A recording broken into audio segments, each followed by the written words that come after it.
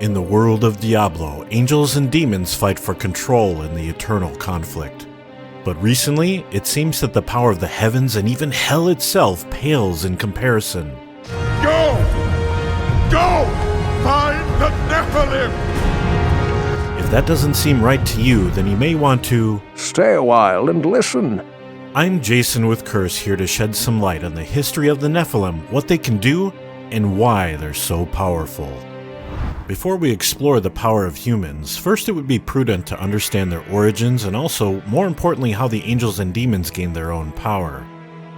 In the beginning, before even creation itself existed, there was a great being known as Anu. Anu was the sum of all things.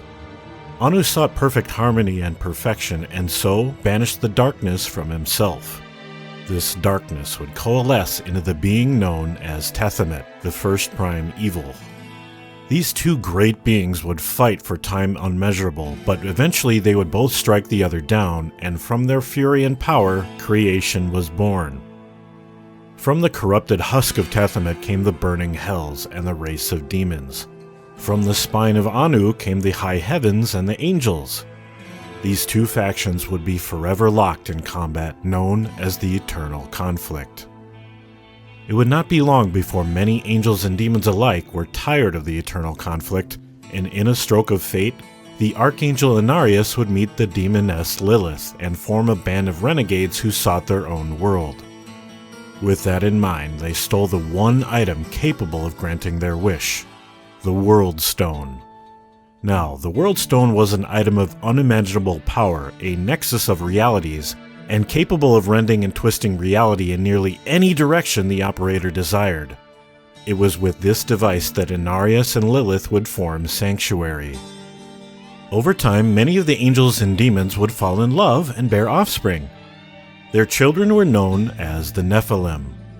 Their mixed parentage brought about some interesting changes to the Nephalem, most notably that they were considerably more powerful than either of their parents. This realization frightened both the angels and demons so much that shortly thereafter, Inarius would attune the World Stone to weaken the Nephalem over time. Some of the Nephalem knew what had happened, but others did not. Many thought they were succumbing to some sort of virulent plague, but the end result was that even the mightiest Nephalem cities crumbled to dust, and Sanctuary would experience a dark age. This dark age led to the rise of humanity, mortal beings with little to no knowledge of their ancestors, only mere whispers of the mighty Bulkathos or fearsome Rathma. The Nephalem potential remained, however, coming to light on at least one occasion. Uldyssian had been a simple farmer until he had been framed for murder. During this time, he discovered the latent power of the Nephalem within him, and began to recruit followers who believed in the raw magic, which was later unlocked by Uldyssian, their Nephalem powers coming to light. The goal was the destruction of the two major cults at the time, the Triune and the Cathedral of Light. Ironically, the Triune was led by Lilith, and the Cathedral of Light was led by Inarius in disguise. The Triune was targeted first, and their temple destroyed, although Lilith did escape. Uldyssian then set his sights on the Cathedral of Light. Eventually, he came to meet Inarius in combat. Their fight had been interrupted by the heavenly host and the burning hells, however, who had finally discovered the hidden world of Sanctuary. During this time, Uldyssian released his full power, driving the forces of heaven and hell back to their realms. It was with this explosion that Uldyssian realized just how powerful the Nephalem birthright is.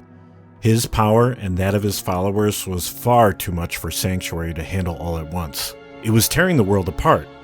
Uldyssian realized that if humanity's Nephalem power came back fully, it would run the same risk. And so, in a final act of self-sacrifice, Uldyssian withdrew his powers back into himself, chose humanity over godhood, and was then consumed and erased from existence. His actions would reverberate around Sanctuary, resetting the World Stone and once again strip humanity and the rest of his followers of their powers. This was not to last, however, as sometime later, Baal, one of the great evils, managed to corrupt the World Stone, seeking to use humanity as weapons. Tyrael was faced with no choice but to destroy the World Stone in an effort to prevent this outcome, and by doing so, the negative influence over humanity began to dissipate.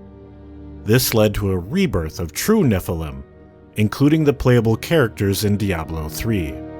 Their powers only just beginning to be realized after Tyrael's actions. Who's to say how far the Nephalem will go or where their power will end? They have already defeated the primeval Diablo and the Archangel Malthael, even when he was amplified by the Black Soul Stone. Odyssean showed us what a single Nephalem could accomplish. Could a Nephalem eventually become a god? A being to rival Anu or Tathamet? Which begs the question, has Blizzard gone too far? Are the characters too powerful now? Previously the World Stone held power in check, but with it gone, where can we expect to go from here? If you're interested in content like this, keep an eye out here for more, and be sure to let us know your thoughts in the comments below. Check out DiabloFans.com for other Diablo-related information. I'm Jason with Curse saying thanks for watching, and enjoy the game.